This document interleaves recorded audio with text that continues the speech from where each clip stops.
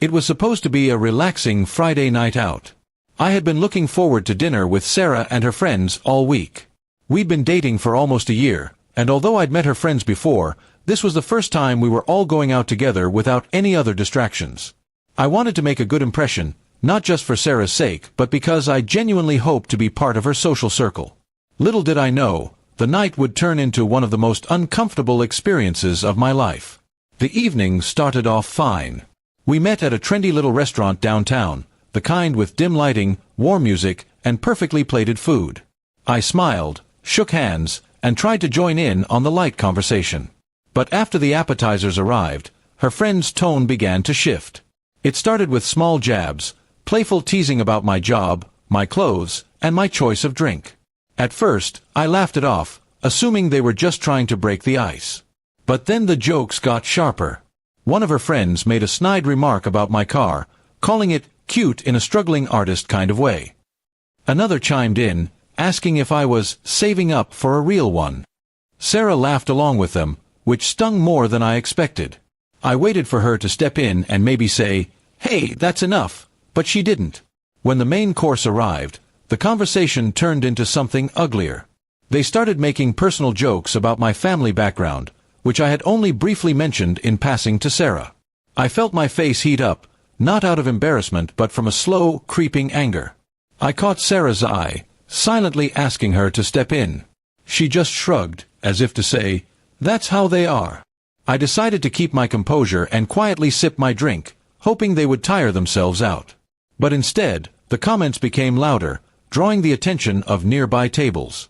I could feel the humiliation pooling in my stomach. The more I tried to stay polite, the more they seemed to push. I couldn't tell if this was some kind of test, or just their idea of fun.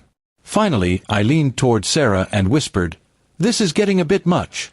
Can you ask them to tone it down?" She turned to me, her face suddenly serious, and said in a calm but cutting tone, "If my friend's rude jokes bother you so much, just pay the bill and go."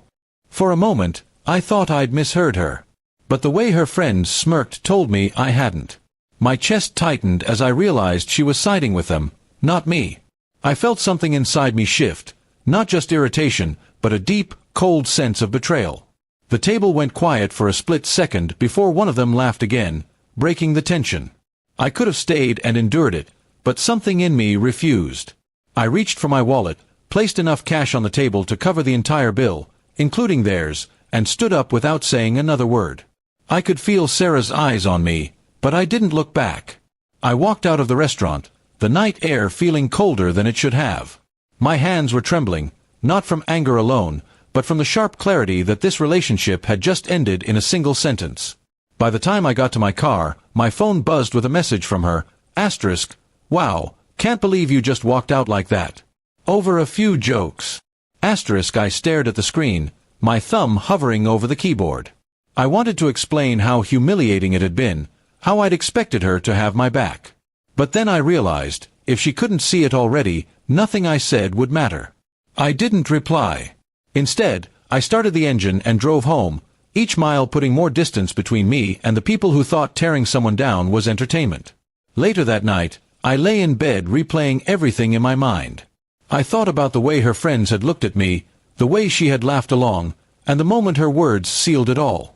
Relationships, I realized, aren't just about two people liking each other. They're about mutual respect, and once that's gone, there's nothing left to build on. Days passed without another word from either of us. I didn't block her, but I didn't reach out either. Her silence was an answer in itself. I figured she was waiting for me to apologize, but in my heart, I knew I had nothing to apologize for. A week later, a friend asked why Sarah and I had broken up. I told him the truth in one sentence. She told me to pay the bill and leave because I didn't laugh at her friend's insults. He raised an eyebrow and simply said, "Then you dodged a bullet." And for the first time since that night, I smiled. Looking back now, I'm almost grateful it happened. It showed me exactly where I stood in her life, not as an equal, not as someone worth defending, but as a punchline. And I refuse to be anyone's punchline ever again.